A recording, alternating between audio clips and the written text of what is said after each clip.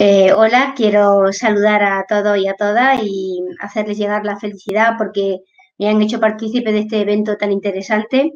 Espero que resulte también interesante para los que nos acompañan y agradecer especialmente a la Asociación Colombiana Síndrome de Prader-Willi la organización de este simposio tan interesante.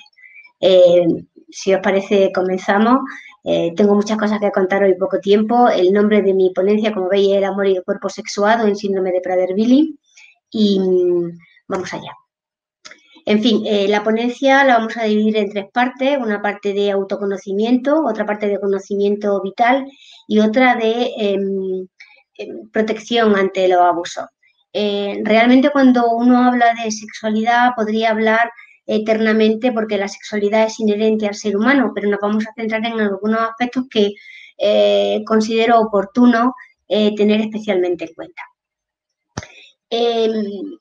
La sexualidad, como acabo de decir, es inherente al ser humano, es decir, a toda y cada una de las personas. Todos nacemos como seres sexuados y por tanto la sexualidad no es ni más ni menos que nuestra forma de sentirnos hombres o mujeres. A partir de ahí, cualquier acto que llevamos a cabo en la vida tiene alguna relación con eso, con que somos hombres y con que somos mujeres. ¿Qué parte me resulta especialmente importante cuando hablamos de personas con síndrome de Prader-Willi? Todos nosotros tenemos un cuerpo, lógicamente, somos un cuerpo de hecho. El cuerpo de las personas con Prader-Willi tiene determinadas características que son reconocibles. Y en lo que concierne a los genitales, a la forma en la que su cuerpo se configura a este nivel, hay unas características bien determinantes. Para nosotros es importante educar a las personas con síndrome de Prader-Willi en las características de su propio cuerpo de manera que puedan llegar a respetarse y a autoconocerse. Bien, es cierto que aquí tenemos que introducir también un valor del que hemos hablado en otras ocasiones, que tiene que ver con la diferencia. Ningún ser humano es igual que otro, por tanto ningún cuerpo es igual que otro y el cuerpo de cada persona con Prader-Willi tiene sus propias características. Ser capaces de hablar con ellos con naturalidad de esta parte, puesto que desde que son pequeños son personas muy analizadas a este nivel, es algo interesante, importante y crucial en su día a día y en el desenvolvimiento cotidiano. Al final, cuanta más información podamos tener, y ellos por supuesto que también, cuanta más información como seres humanos que son de cómo es su cuerpo y cómo protegerlo, más protegidos van a estar frente a la manipulación externa. En este sentido, y tan importante como el conocimiento del propio cuerpo y sus características, sabemos que las personas con síndrome de Prader-Willi tienen algunas características genitales muy determinantes, como en el caso del varón un pene más pequeño que en el patrón normotípico, en ocasiones la ausencia de testículos, el que aparezca vello púbico a partir de los 4 o 6 años, también en la axila. En el caso de las mujeres, que no aparezca, que no haya clítoris o que esté atrofiado, que no haya labios mayores en la vulva. Hay que hablar de estas diferencias con naturalidad, que hacerle entender cómo es su cuerpo y cómo tienen que cuidarlo, porque sin lugar a dudas vivimos en una sociedad que está claramente sexualizada, en la que las imágenes de connotación sexual pues son prácticamente inevitables. Junto a este trabajo de cuerpo que os decía, cobra ahora mismo una importancia fundamental el aspecto emocional. Conocemos bien a las personas con Prader-Willi, conocéis a vuestro hijo, a vuestra hija, a vuestros nietos y sabéis que a nivel emocional tienen ciertas dificultades. Es ineludible pensar que la sexualidad, que el conocimiento del cuerpo, que la interacción social con otras personas desde nuestro cuerpo está muy influida por el tema emocional y ahí también será importante hacer un trabajo intenso y de profundidad, distinguiendo bien qué sentimos por una persona o por otra o cómo tenemos que comportarnos con una persona o con otra en función del tipo de relación que tenemos. Es muy probable que para una persona sin Prader-Willi eso sea mucho más evidente que para una persona con Prader-Willi. Entonces ahí también tendremos que hacer un trabajo importante. Tan serio como eso es de seria la influencia social que hay sobre las personas con Prader-Willi y sobre las personas con discapacidad intelectual en general. Por eso es importante que reflexionemos sobre algunos mitos que pueden influir directamente en cómo decidamos educarlos o dejar de educarlos, que todavía es mucho más peligroso. Hay como mitos subyacentes a las personas con discapacidad intelectual que tienen que ver con su sexualidad y que a veces los sitúan en un extremo, o bien son niños eternos y por tanto la sexualidad no tiene sentido ni aparece en su vida, o justo todo lo contrario. Son personas con una sexualidad muy exacerbada porque al no tener estas cortapisas de la vergüenza que ellos no sienten, pues parece que son excesivamente activos desde el punto de vista sexual. Lo cierto aquí es que son como cualquier otra persona y tienen características muy propias y no podemos hablar de un patrón conjunto. Va a depender siempre de cómo es cada uno de ellos y cómo ha sido educado, con lo cual ni una cosa ni la otra. Cada ser humano es único y ellos no son una excepción en esto. Hay que dejar de mirarlo a través de unos cristales que lo identifican y conocerlo en su esencia y en su presencia única. Otro mito es que la educación sexual de alguna manera incentiva los impulsos sexuales. La verdad es que la educación sexual lo que hace es educarnos, protegernos y acompañarnos en un camino que muchas veces hemos tenido que recorrer solos. La diferencia entre una persona con síndrome de Prader-Willi y una persona que no lo tenga es que la persona con síndrome de Prader-Willi no tiene un grupo de iguales en el que pueda compartir información, sacar datos y, por supuesto, además, no tiene una interacción con otras personas que faciliten un entorno de confianza. De manera que son los padres, la familia o los educadores, las educadoras, las personas encargadas de formarle en este sentido. Los impulsos sexuales van a estar ahí, bien desde el punto de vista orgánico y o desde el punto de vista social, motivados por el paso de la vida, como en cualquier ser humano, y motivados también por el entorno que nos rodea y que, como hemos dicho hace un ratito, nos empuja desde un punto de vista a la interacción con el otro. Por tanto, vamos a enfrentar el tema de la educación sexual con naturalidad, consultemos a profesionales si es necesario, pero no dejemos que crezcan en el vacío este nivel, porque volvemos a hacerlos vulnerables y, además, limitamos su capacidad de disfrutar de esta parte trascendental de todos los seres humanos de la vida. Yo creo que ellos se encuentran con muchas limitaciones en el día a día para que esta sea una más. Vamos a hacer posible que disfruten de su sexualidad, que recordamos también en la forma en que cada uno de ellos se sienten hombre o mujer y puedan hacerlo de una forma naturalizada y protegida. Y también a veces hay un mito entre que genera una cadena entre la capacidad intelectual y la capacidad de amar. Y realmente todos los seres humanos tenemos capacidad de amar independientemente de nuestras capacidades intelectuales o cognitivas. A nadie se le ocurre pensar que una persona más hábil está más capacitada para amar y una menos hábil no. Bueno, pues sin darnos cuenta aplicamos esto a las personas con Prader-Willi y hay que romper una lanza a favor de que nada tiene que ver las capacidades que tengamos para llevar a cabo determinados tipos de actividades con la capacidad que tenemos para amar. Y sin lugar a dudas, un tipo de amor está muy relacionado con la sexualidad, con lo cual vamos también a romper esa creencia que no nos lleva a ningún sitio y que nos vuelve a dejar hacer que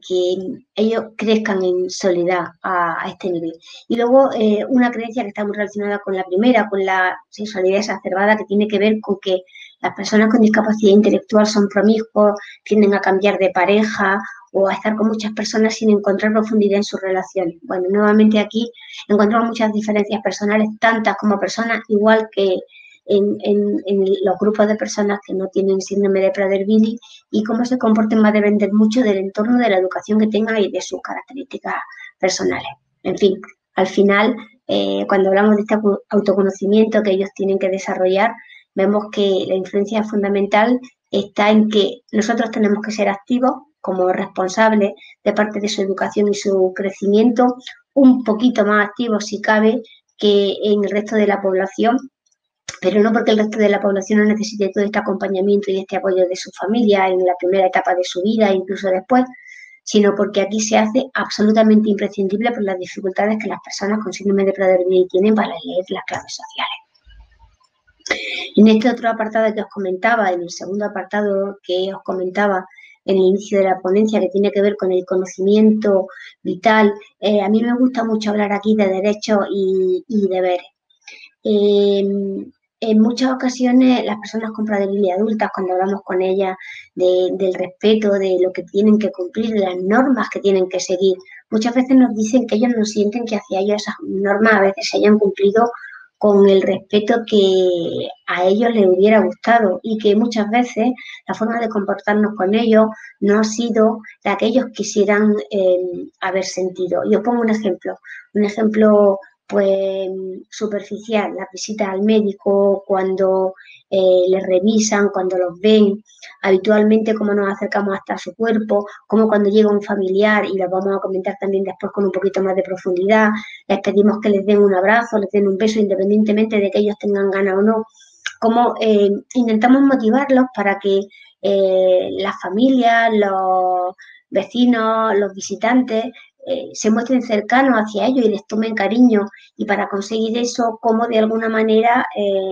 les presionamos para que sean más afectivos de lo que en algún momento ellos quisieran. Yo os invitaría a que respetásemos profundamente lo que la necesidad y lo que ellos en ese momento quieran hacer. Todos nosotros a veces queremos saludar a una persona y otras veces no, y tenemos el derecho de hacerlo, y a veces la habilidad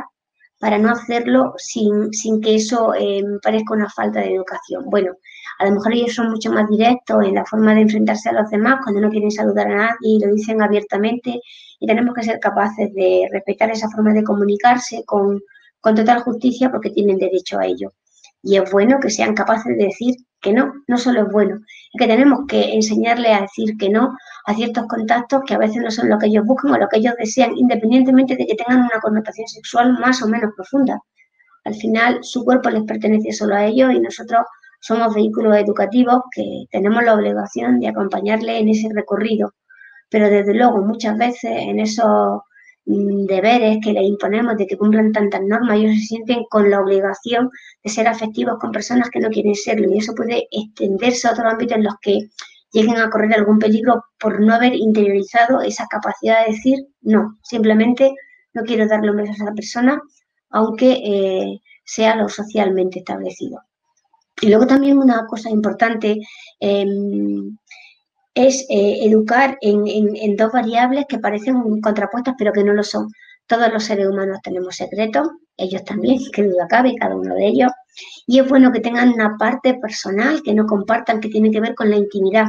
Y proteger la intimidad de un ser humano es protegerlo a él y darle entidad propia. Pero al mismo tiempo tenemos que ser capaces de transmitirle que hay algunos secretos que pueden hacerle daño, y que algunos de esos secretos van a estar relacionados con formas inapropiadas de acercamiento por parte de otras personas, buscando precisamente esta tercera parte que vamos a ver, que tiene que ver con la prevención de abusos. Si somos capaces de transmitirle a nuestros hijos con síndrome de Prader-Willi que hay secretos buenos, que tienen que ver con esa intimidad de las que yo hablaba, pero que también hay secretos malos que tienen que ver con que otras personas les dicen que no nos cuenten, y ellos se sienten con confianza para, primero, descubrir esos secretos malos, que tienen que ver también con la capacidad de decir no, y contárnoslo, sin lugar a dudas, lo vamos a hacer mucho más capaces de protegerse ante el mundo. ¿Cuál es uno de los principales escollos que encontramos cuando hablamos de sexualidad y síndrome de Prader-Willi? Bueno, primero que es un tabú absoluto, porque muchas veces los percibimos, como decíamos al principio, como niños eternos, porque es muy complicado, ¿no? Casar el derecho a una sexualidad propia con la vida social y con las dificultades del entorno que nos rodea. Esta forma de percibir la sexualidad que ellos tienen como un tabú hace que sea todavía más difícil acceder a ello, y empieza a generar problemas. ¿Por qué? Pues primero, precisamente por eso, por nuestra propia forma de percibirlo a ellos, de percibir cómo son, y esa supuesta fragilidad que le otorgamos en este terreno. Y a partir de ahí generamos factores de vulnerabilidad, el que hemos comentado, el tabú dentro del tabú, que hace que ellos permanezcan silenciosos, no compartan esa parte de su vida con nosotros, o lo hagan de una forma inapropiada porque no hay un momento de intimidad en el que le prestemos espacio para que así lo hagan. Desde luego también el hecho de que de alguna manera ellos sienten que tienen menor credibilidad que una persona sin síndrome de Prader-Willi. Si a esto le sumamos que ellos fabulan, todavía más complicado que se sientan capaces o invitados a contarnos sensaciones que tienen con respecto a otra persona. Lo que decíamos al principio de la educación sexual, que no está institucionalizada, que en la mayoría de los lugares educativos no se da, y por supuesto menos en los lugares donde ellos viven, en residencias de personas con discapacidad de carácter general o bien centros ocupacionales en los que trabajan, no se da esa parte de educación sexual y por tanto tampoco las personas que trabajan con ellos u otras personas con las que interaccionan tienen formación a este respecto, ¿no? Y a partir de ahí surgen problemas que no lo son, como casos que conocemos en la Asociación Española Síndrome de Prader-Willi, en los que un hombre con síndrome de Prader-Willi de 22 años interacciona con una niña de 14 sin ninguna intención, connotación sexual, pero que la sociedad percibe como negativa por las muestras de afecto que hay entre ellas. Y todo eso se debe a la falta de formación en educación sexual y en el propio conocimiento del síndrome que nos rodea y que hace que ellos cada vez se vayan sintiendo más aislados, ¿verdad? Muchas veces también pasa que cuando están atravesando un mal momento o sucede algo negativo en este ámbito personal tan íntimo como es la sexualidad, puede que no lo hagan saber con enfados, con rabietas, con crisis de ira, y nosotros no nos estemos dando cuenta que eso sea una forma de comunicarnos que realmente están atravesando un mal momento a ese nivel y se produzca lo que llamamos un efecto de eclipsado de los síntomas de un mal momento a ese nivel, de intentos de abuso o de malestar a ese nivel, que queda eclipsado por el trastorno en sí que supone el síndrome de Prader-Willi. Otro de los problemas con los que nos encontramos es la propia angustia ante la hipótesis, es decir, el hecho de pensar, mi hijo con síndrome de Prader-Willi puede estar sufriendo abusos de algún tipo a este nivel, me hace sentir tan mal que lo descarte. Justamente en estos casos, cuando más abiertos tenemos que estar a que realmente suceda algo negativo. La falta de formación profesional a este nivel que hemos señalado más arriba y que con la que convivimos día a día, pues es también más difícil el hecho de que abiertamente podamos plantearnos que esto es una posibilidad que habría que atajar. Y por supuesto, lo hemos dicho también al principio, y yo me quiero retirar mucho en eso, en la capacidad de que ellos digan no en esos derechos y deberes que ellos tienen que cumplir, con esos deberes tan marcados, esos derechos tan difuminados, pues esas decisiones que nos respetamos, de la interacción con otras personas, de quién quieren acariciar, de cuándo quieren darle un beso a un vecino que llega a saludarlo, de cuándo no, y la forma en la que nosotros, intentando que ellos sean agradables, de alguna manera les empujamos a que lo sean. Y otro de los grandes grupos de riesgo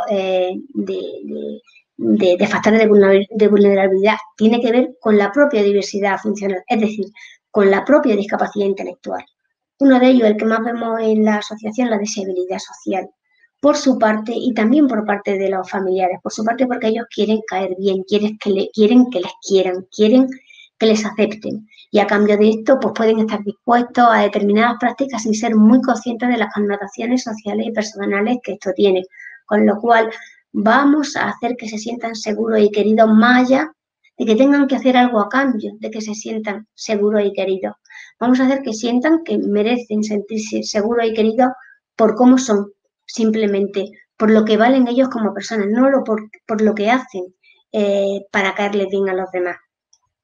La asertividad frente a la sumisión, que está muy relacionado con esto primero que decimos, los educamos para que hagan lo que deben constantemente y al final ellos acaban siendo sumisos y muchas veces hacen cosas que no quieren hacer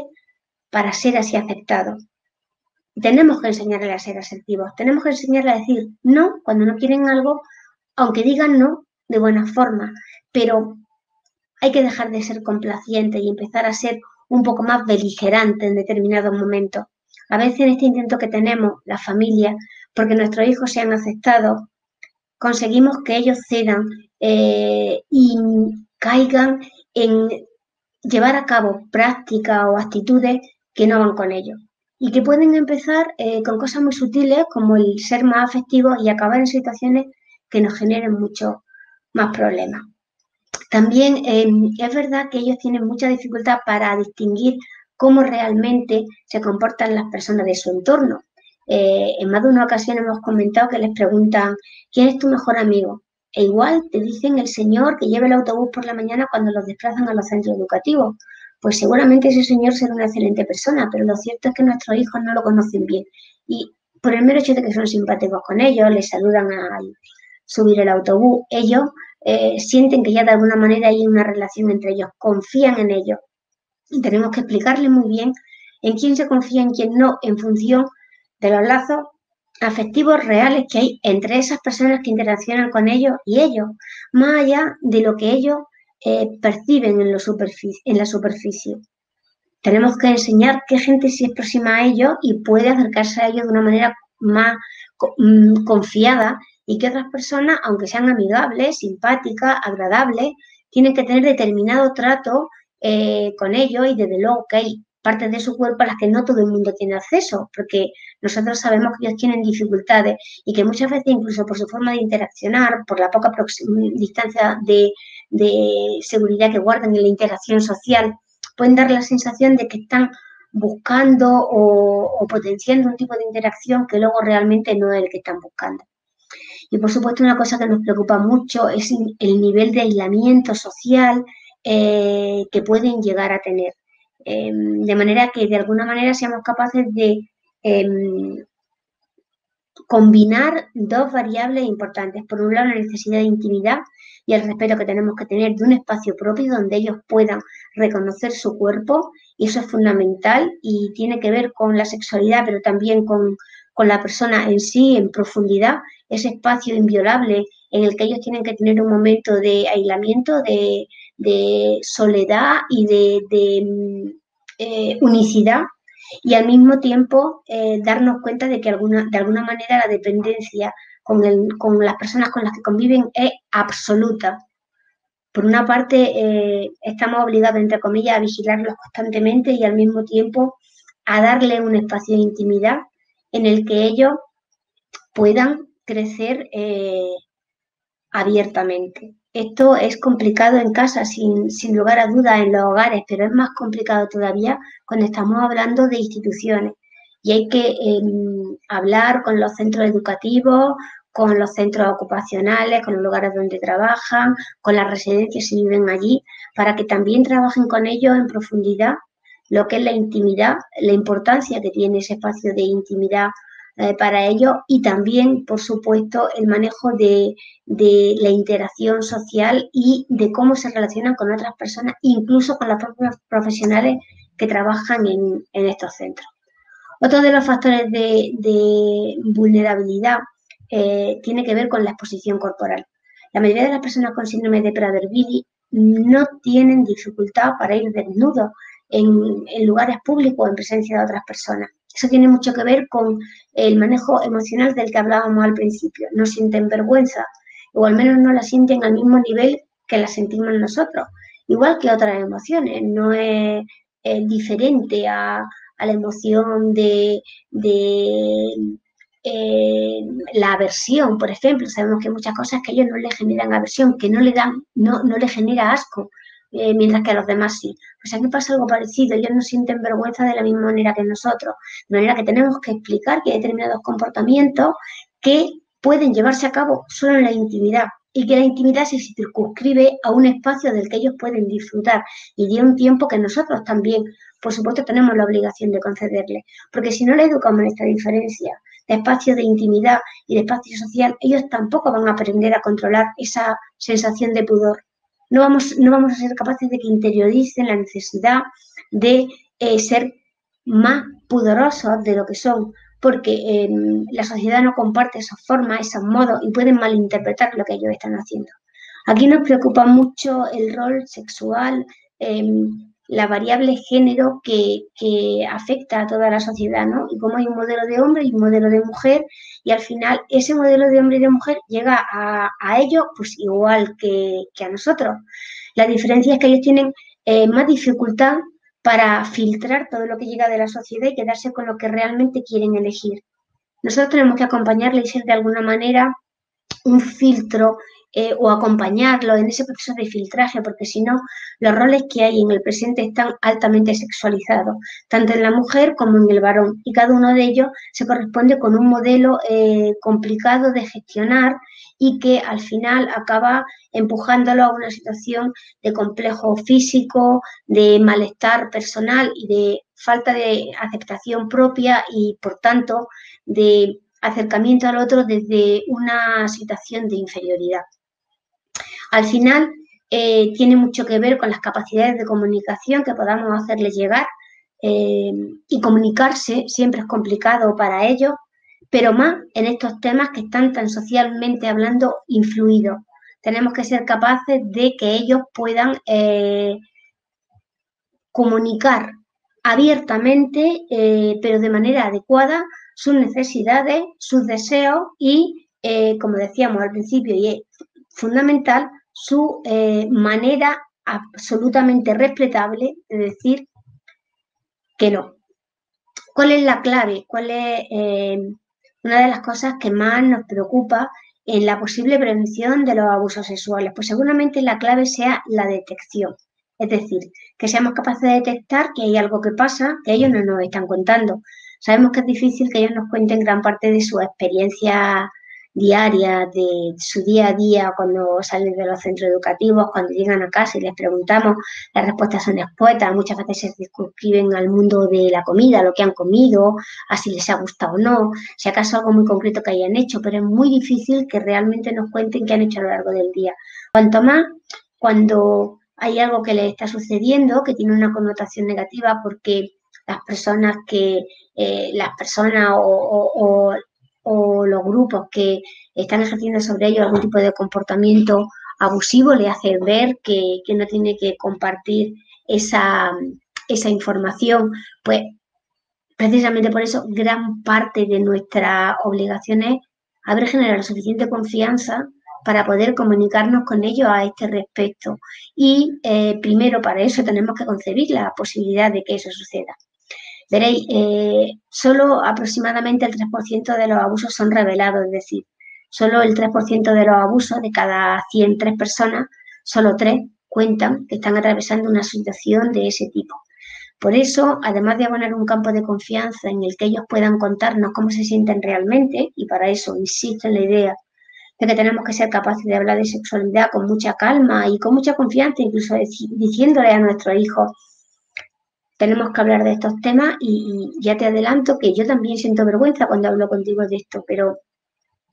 quiero que podamos hablar de cualquier cosa y esta es una parte más de la vida, de la tuya y de la mía, y así tenemos que compartirla. Pues digo que además de sembrar esto, además de sembrar la posibilidad de comunicación, tenemos que tener mucho cuidado con los indicadores físicos, mucho cuidado con si vemos algún tipo de marca que no nos cuadra, mucho cuidado con no confundir estos arañazos, estas heridas que ellos se pueden autoinfligir o la escoriación de las paredes de la vagina, como sabemos que puede suceder en algunos momentos de su vida o del ano, con otro tipo de actividad. Siempre vamos a estar pendientes de eso y vamos a intentar averiguar desde la confianza si eso se debe efectivamente a que están nerviosos y se han rascado o si puede estar sucediendo algún otro tipo de situación. Y, por supuesto, vamos a estar también muy pendientes a las consecuencias. A veces sentimos que están tristes, sentimos que están especialmente alterados, sentimos que tienen cambios hacia determinadas personas, hacia determinados lugares, incluso que no quieren hacer determinadas actividades. Y siempre lo achacamos a los propios síntomas del síndrome. Hemos hablado hace un ratito de cómo se enmascara con el síntoma lo que realmente le está sucediendo. Bueno,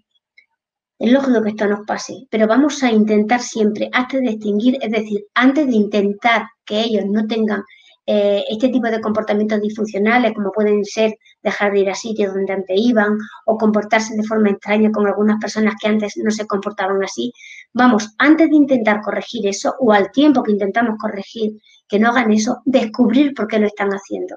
Porque en su comportamiento todo tiene un motivo para ello y eso es lo importante, que para ellos sí hay un motivo. Puede que para nosotros no sea suficientemente importante o puede que eso sea lo que creamos. Y si les damos la oportunidad de que nos cuenten realmente lo que les están pasando, lo que les están sintiendo, lo que verdaderamente pasa por ellos, tal vez descubramos cosas que merezca la pena conocer para poder protegerlo y sobre todo para poder hacer que ellos se protejan por sí mismos. En fin, por acabar un poco con una idea general, yo os pongo aquí una pintada de Bansky que me entusiasma. Solo tenemos un corazón y cuando digo solo tenemos un corazón, digo también que solo tenemos un cuerpo, solo tenemos una forma de amar, solo tenemos una forma de interaccionar con el otro desde la intimidad, que la tenemos cada uno de nosotros y nosotras y ellos y ellas también.